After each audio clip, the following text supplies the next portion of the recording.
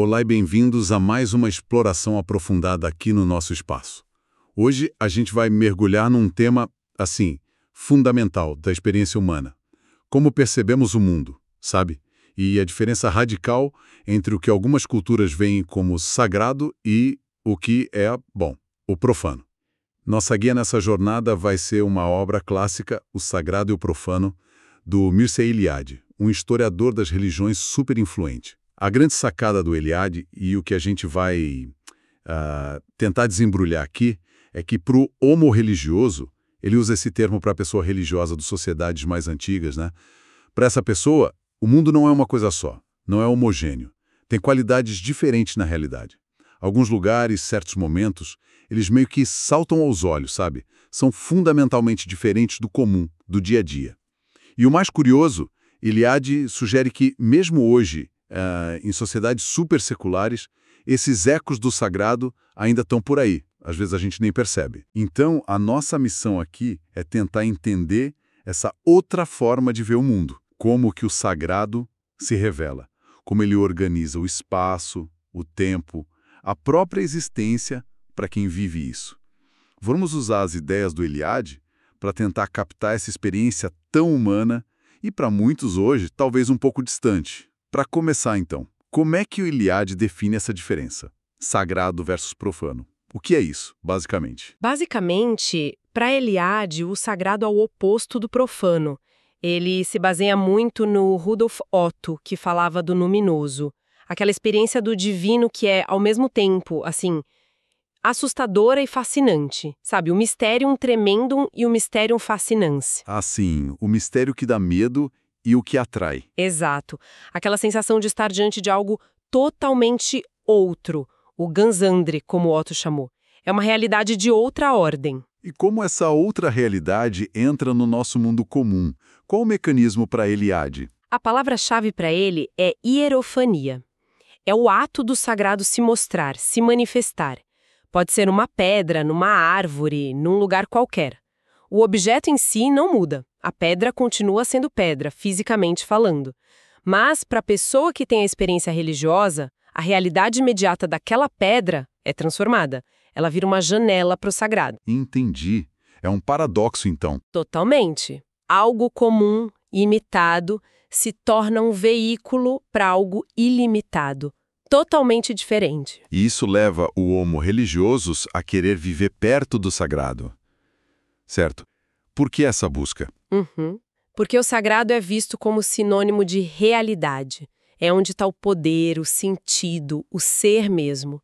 O profano, em comparação, parece meio frágil, quase irreal. Uma sede de realidade, então. Exatamente, uma sede ontológica, um desejo profundo de se conectar com o que é verdadeiramente real, com o que permanece. É um contraste bem forte com a visão mais moderna, onde o mundo é mais neutro. Sim, Eliade acha que essa dessacralização total do cosmos é uma coisa bem recente na história, mas mesmo assim ele aponta o que chama de comportamentos criptorreligiosos, mesmo no homem moderno. Criptorreligiosos? Como assim? Pensa, tipo, em lugares que têm um valor super especial para alguém. A casa onde nasceu, o cenário do primeiro amor. Mesmo quem se diz não religioso pode tratar esses lugares com uma reverência quase sagrada. São como santuários pessoais, no universo particular. Interessante. Bom, entendida essa base, vamos por espaço. Como o sagrado muda a percepção do espaço? Essa ideia de que ele não é homogêneo. Isso é fascinante mesmo. Não é o espaço da geometria abstrato igual em todo ponto. Para o homo religioso, o espaço tem quebras, pontos qualitativamente diferentes. Tipo o exemplo da Bíblia que ele cita, né? Tira as sandálias. Exatamente. Porque o lugar em que estás é terra santa. Ali, naquele ponto, o espaço não é mais comum. É um espaço forte e significativo. O resto é meio amorfo, sem essa carga. E o que causa essa quebra? A tal da hierofania de novo. Lá mesma. A manifestação do sagrado cria uma ruptura na homogeneidade. Revela um ponto fixo, um centro, no meio do caos do espaço infinito e relativo. E esse centro permite a orientação. Ele funda o mundo. Sem esse ponto de referência, não tem mundo ordenado, só caos. Por isso é a importância de encontrar e morar num centro do mundo, que ele fala. Exatamente. Tem um valor existencial gigantesco. Torna o mundo habitável, com sentido. E como esse centro aparece? É uma escolha humana? Não, geralmente não é uma escolha arbitrária. É uma descoberta, uma revelação. Eliade dá exemplos ótimos. A escada de Jacó ligando céu e terra. Ali virou a casa de Deus. Ou a história do marabuto, que o cajado fincado no chão floresceu. Assim, indicando o lugar sagrado para fundar a cidade. O sinal divino quebra a mesmice de espaço. Isso. Ou usar animais para encontrar o lugar. Caçar um bicho e construir o santuário onde ele cai, ou soltar um touro e construir onde ele for achado. Entendi. O local é revelado, não simplesmente escolhido. Exato. E uma vez que esse centro é estabelecido, ele vira o que Eliade chama de axis mundi, o eixo do mundo. O eixo do mundo, que conecta tudo. Isso, conecta os níveis cósmicos, céu, terra, submundo, e serve como ponto de orientação. O mundo habitável se organiza em volta desse eixo. Pode ser uma montanha, uma árvore, um pilar. Ele dá aquele exemplo dramático do poste dos Ashilpa, na Austrália. O Kauā-Auā. Sim, para eles, aquele poste era o eixo cósmico. Se quebrasse, era o fim do mundo, literalmente. O caos voltava. A conexão com o transcendente era vital para a existência deles. E essa ideia do centro aparece em várias escalas, né? Montanhas, templos, cidades. Montanhas como o Meru, na Índia. Templos como os zigurates, imitando a montanha cósmica.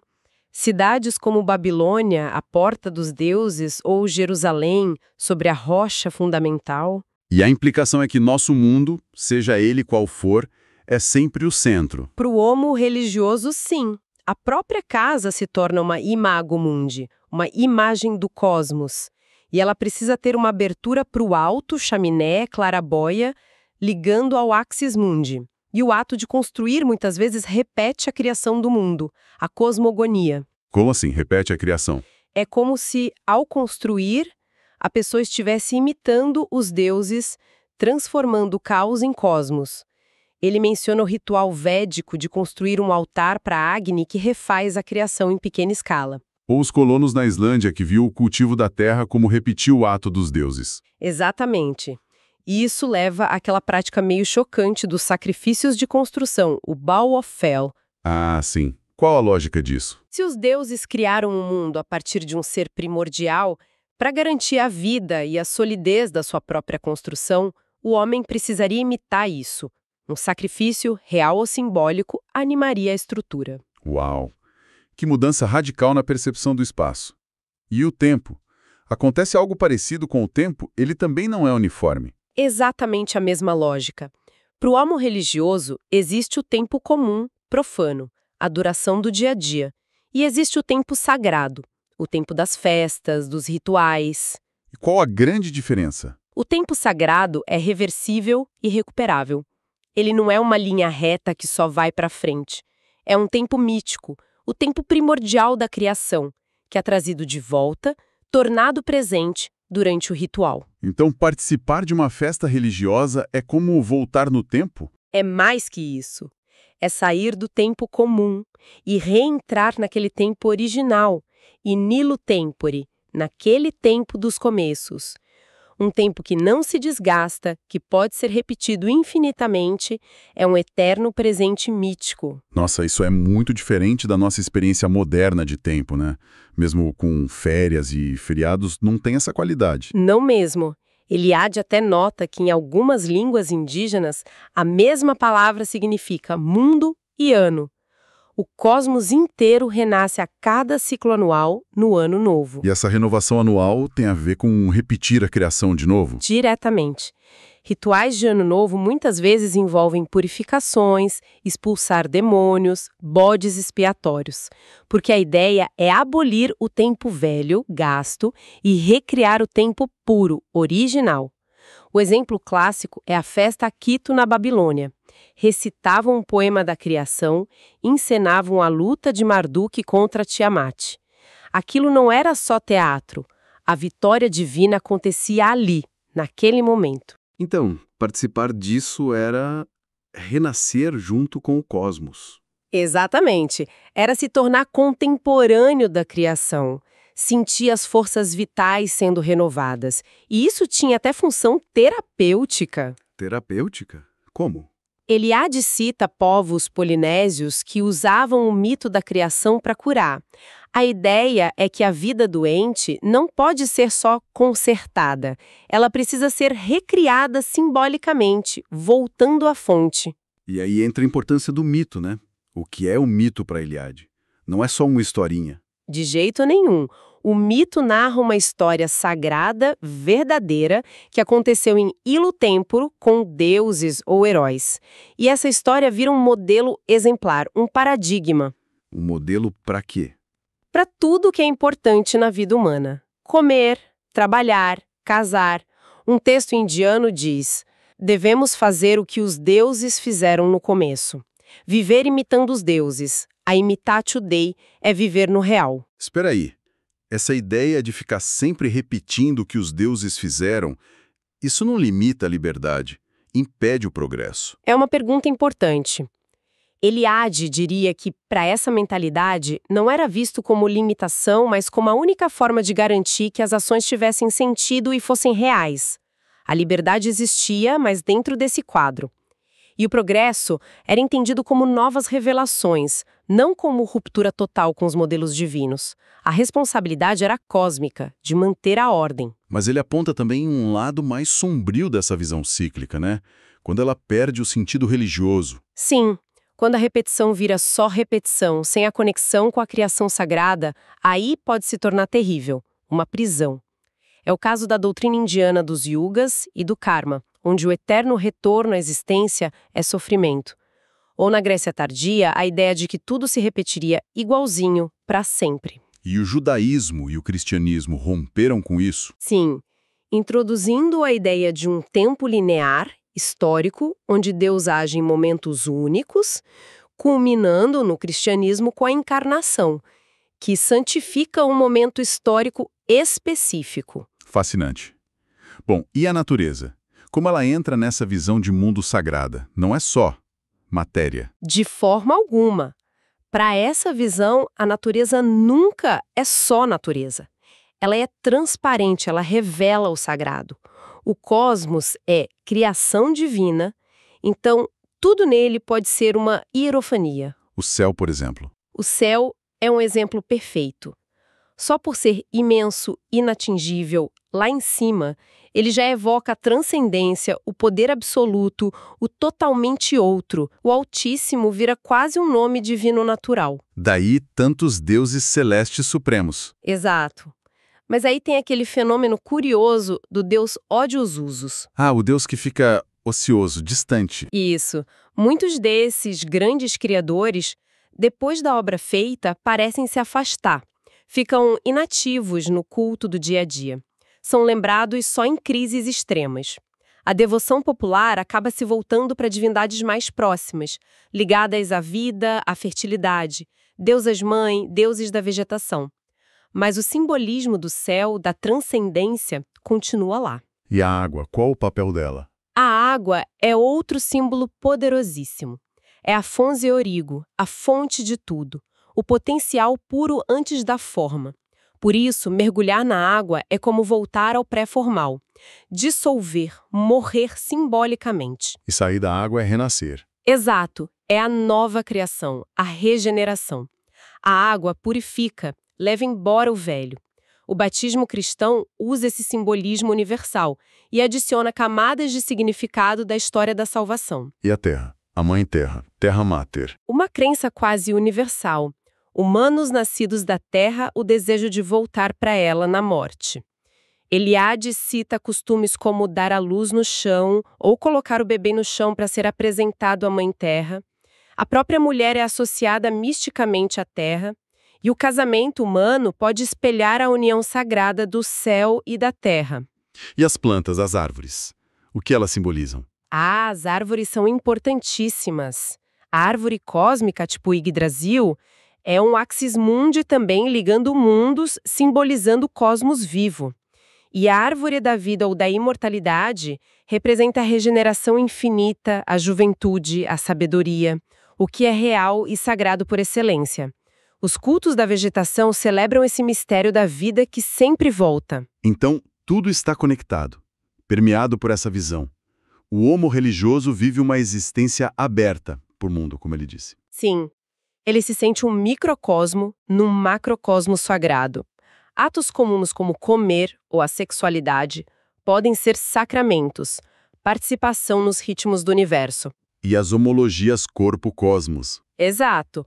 Coluna vertebral como eixo do mundo, respiração como os ventos, e a casa, de novo, como um cosmos e um corpo, com abertura superior para a transcendência. E essa ideia de passagem é chave nos ritos de iniciação, certo? Fundamental. A vida é vista como uma série de passagens marcadas por rituais. Nascimento, puberdade, casamento, morte. A iniciação na puberdade é crucial. É a morte para a condição infantil, profana e o renascimento para a vida adulta, cultural, sagrada. É quando se tem acesso aos mistérios, o sagrado, a morte simbólica, a sexualidade. O iniciado é alguém que sabe os mitos, a história sagrada. Exatamente. E os rituais são intensos, né? Simbolismos fortes de morte e renascimento. Reclusão na mata, ser engolido por monstros, torturas. Tudo isso para quê? Para produzir uma ruptura total com o estado anterior. É como ser desfeito e refeito para nascer como um novo ser, um ser verdadeiramente humano, porque agora está alinhado aos modelos míticos. É um amadurecimento espiritual profundo. E esse padrão de morte e renascimento para acessar a espiritualidade continua em religiões mais complexas. Sem dúvida. Eliade dá vários exemplos. O sacrifício védico, que transforma o sacrificante num embrião, Sócrates como parteiro de almas, monges budistas como filhos do Buda, o yogi que morre para esta vida, São Paulo gerando filhos espirituais. Padrão é o mesmo, morrer para o profano para renascer no espiritual. Chegamos então na parte final. O que sobra disso tudo no mundo moderno secularizado? Eliade parece ver o homem não religioso como alguém que rejeita tudo isso, né? Sim, a autoimagem é essa, agente da história, livre da transcendência, se fazendo sozinho pela dessacralização. O sagrado vira um obstáculo à liberdade. Mas ele acha que essa pessoa ainda carrega vestígios disso. Exatamente. Mesmo se opondo, ela é herdeira do homo religioso. Carrega sem perceber comportamentos e estruturas mentais religiosas, só que esvaziadas de sentido.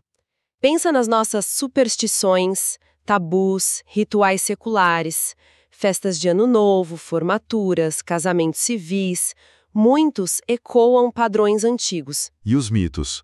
Onde eles se escondem? Eliade diz que se camuflam. Na literatura, no cinema, a luta do herói contra o monstro, as provações do protagonista. Até ler ficção pode ser uma fuga do tempo, parecida com a imersão no tempo mítico. E ideologias políticas, utopias, também teriam estruturas míticas? Ele sugere que sim. A ideia de uma era de ouro, passada ou futura, a luta final, bem versus mal, o salvador, o inimigo, são estruturas narrativas muito parecidas com as dos mitos. E os rituais de iniciação? Sobra alguma coisa. Ecos, talvez degradados. As provas em certas profissões de risco. Ele até compara a psicanálise formalmente a uma iniciação. Psicanálise como iniciação? Como assim? A descida ao inconsciente, o confronto com os monstros internos, traumas complexos, a busca por integração e cura. Lembra a estrutura de morte e ressurreição simbólica para uma nova compreensão de si. Então, no fim das contas, a tese dele é que o sagrado não some de verdade. Conclusão dele é que a maioria dos que se dizem irreligiosos ainda vive por pseudo-religiões, mitologias meio degeneradas. O próprio inconsciente teria uma aura religiosa, produzindo símbolos parecidos com os mitos. A grande diferença é que essas mitologias privadas, sonhos, fantasias, não têm a mesma força, não são vividas pelo ser inteiro, não transformam a situação pessoal em algo universal, não abrem a consciência para o real, como os mitos e rituais faziam para o homo religiosos. É como se a religião estivesse eclipsada no inconsciente moderno. Exato, essa é a imagem que ele usa. Exploramos bastante hoje essa visão do Mircea Eliade. Essa diferença profunda entre ver o mundo como vivo, sagrado, cheio de sentido, a visão do homo religiosos, e a experiência mais moderna, muitas vezes dessacralizada, onde o mundo pode parecer mais opaco, né? Neutro. E vimos como o sagrado se manifestava, organizava o espaço, o tempo, santificava a vida. E ficamos com essa ideia intrigante de que, mesmo sem religião formal, as estruturas do sagrado, a busca por um centro, por modelos, o padrão morte e renascimento talvez persistam. Camufladas. Talvez no inconsciente, em rituais seculares, em histórias que contamos. Pois é. Sugere uma busca humana por sentido e realidade que continua, mesmo quando a linguagem tradicional para isso se perdeu para muitos. Fique então a reflexão para quem nos ouve.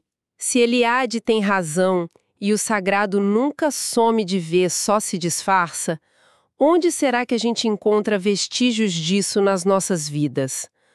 Mesmo nas rotinas mais profanas. O que se ganha, né? E o que se perde nessa transição de uma visão de mundo para outra? Em termos de liberdade, talvez, e em termos de sentido cósmico. Fica aí para a gente pensar.